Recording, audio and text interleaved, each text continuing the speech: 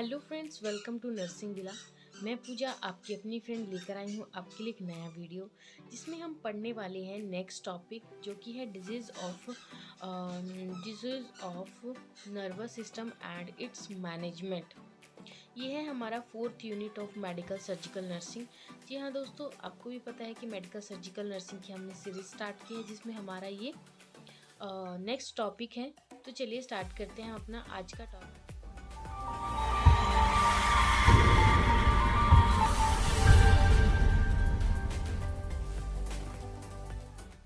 Hello friends, welcome to Nursing Villa. मैं पूजा आपकी अपनी फ्रेंड लेकर आई हूँ आपके लिए एक नया वीडियो, जिसमें हम पढ़ने वाले हैं सीजर्स यानी कि epilepsy.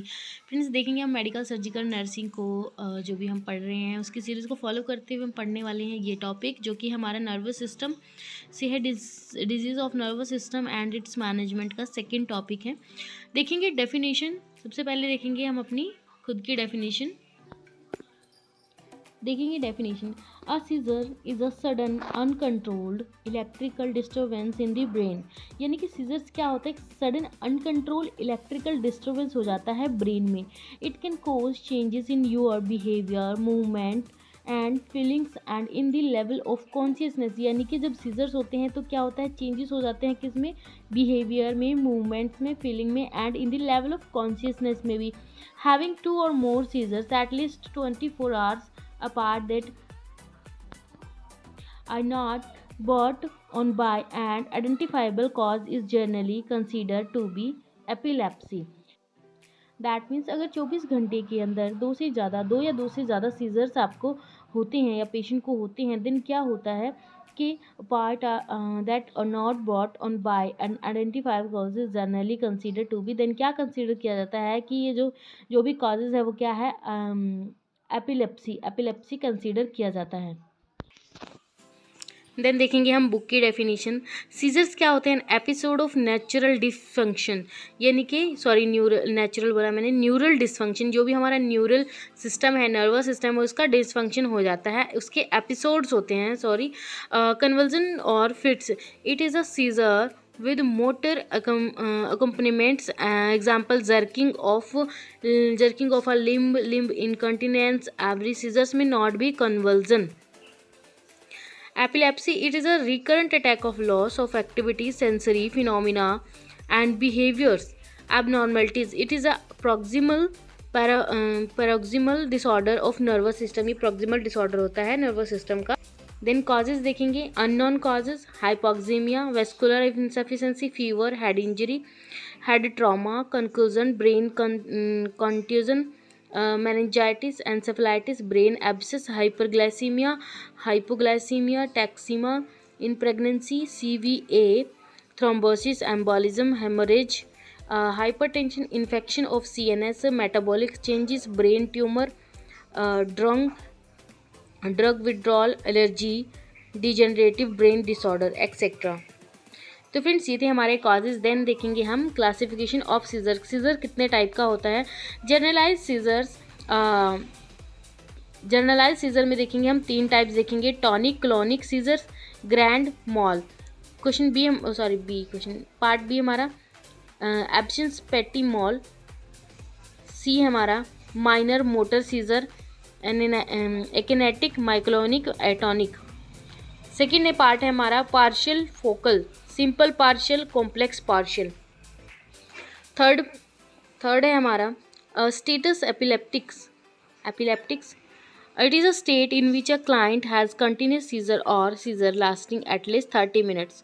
It is a medical emergency. Tonic, clonic, grand mal, it is a common type of epilepsy. A grand mal fit may pass through 3 stages or a onset of fits. This is an initial warning stages before the fit. Symptoms are visual disturbance, hallucination, abnormal sensation of smell, taste, nausea, epigastric discomfort, psychogenic changes. Second देखेंगे tonic, 30 second duration. Symptoms are tonic contraction of muscles, flexions of arms, extensions of legs, flexion of arms, extension of legs, a cry sound due to spasm of respiratory muscles, loss of consciousness, clonic duration.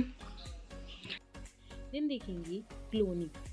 Clonic में क्या होता है, duration 1 to 5 minute होती है। It is immediately followed by the clonic phase during which there is a violent jerking of face and limbs, biting of tongue, incontinence of urine and feces। यानी कि इसमें क्या होता है, इमिडिएटली क्या होता है, फॉलोअप होता है क्लोनिक फेज। क्लोनिक फेज होता है जिसमें क्या होता है कि क्लोनिक फेज में क्या होता है, during which this is violent jerking of face. Face पर जर्किंग मूवमेंट्स होती हैं, फेस पर और लिम्स पे, और बाइटिंग टंग बाइट हो सकती है इस टाइम पे, या होती है। Incontinence of urine and faeces, faeces और यूरिन इनकॉन्टिनेंस हो सकते हैं। पोस्टिकल फेज, अनकॉन्शियसनेस और coma. It last for few minutes to several hours. जो ये अनकॉन्शियसनेस है या कोमा है, ये लास्ट फॉर फ्यू मिनट्स के लिए भी हो सकता है या फिर सेवरल आवर्स के लिए भी हो सकता है।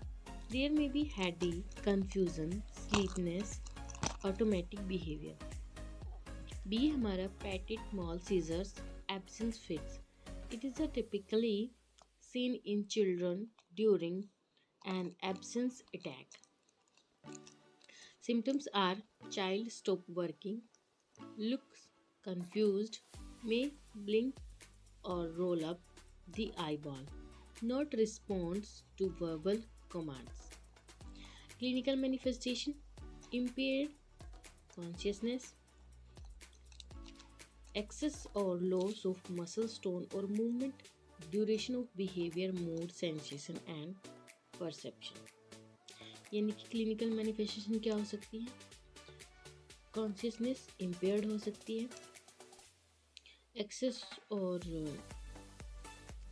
और लॉस ऑफ मसल्स टोन और मूवमेंट। मसल्स जो टोन है और मूवमेंट है उनमें लॉस हो सकता है, उनकी मूवमेंट में लॉस हो सकता है।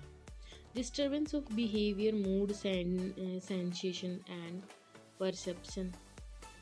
Disturbance of autonomic functions of the body. Cyanosis, fixed jaw हो सकता है, dilated and fixed people's, body stiffness, incontinence of urine. ये सब हमारी क्लिनिकल मैनिफेस्टेशन हो सकती हैं। डायग्नोस्टिक इवेल्युएशन में देखेंगे history of seizure, electroencephalography, CT scan, neurological test for epilepsy, MRI। ये सब डायग्नोस्टिक इवेल्युएशन हो सकते हैं। मेडिकल मैनेजमेंट देखेंगे, फार्माकोलॉजिकल थेरेपी देंगे, anti convulsants and anti epileptic. Example: phenytoin, carbamazepine, phenobarbital, valproate, primidone. ये सब हमारी साइकोलॉजिकल थेरेपी हैं, फार्माकोलॉजिकल थेरेपी हैं मेडिकल मैनेजमेंट में जो दी जा सकती है। Anti convulsant and anti epileptics example याद रखिएगा 2-3। देन आता है सर्जिकल मैनेजमेंट में हम क्या कर सकते हैं।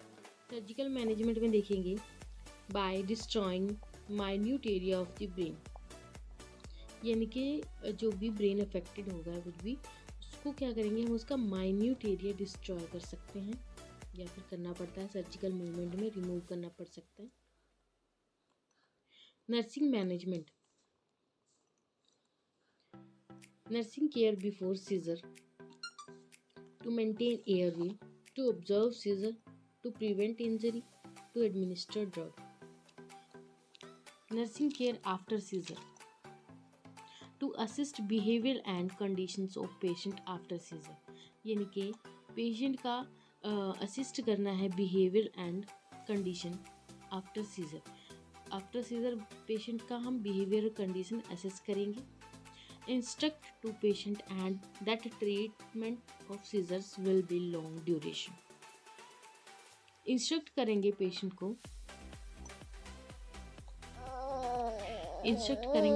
That treatment of seizures will be long duration, ताकि जो भी सीजर्स का ट्रीटमेंट है वो लॉन्ग ड्यूरेशन तक चले, या फिर उसको बोलेंगे कि भी लॉन्ग ड्यूरेशन तक कंटिन्यू रखना है।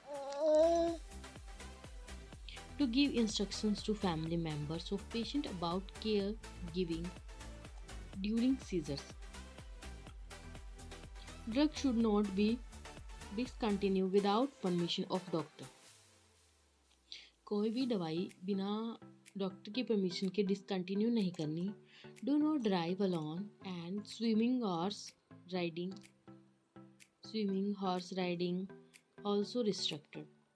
Patient should be sit on floor when she feel aura signs.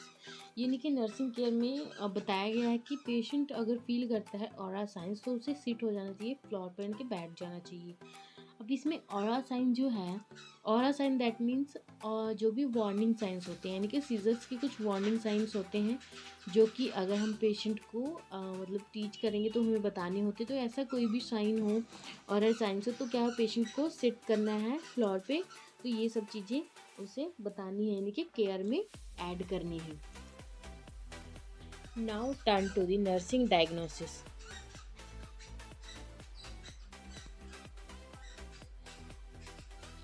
Nursing diagnosis. A risk for injury related to seizures and cerebral edema. यानी कि इसमें रिस्क होता है इंजरी रिलेटेड टू सीजर्स की वजह से, एंड सेरिब्रल एडिमा भी हो सकता है इसमें.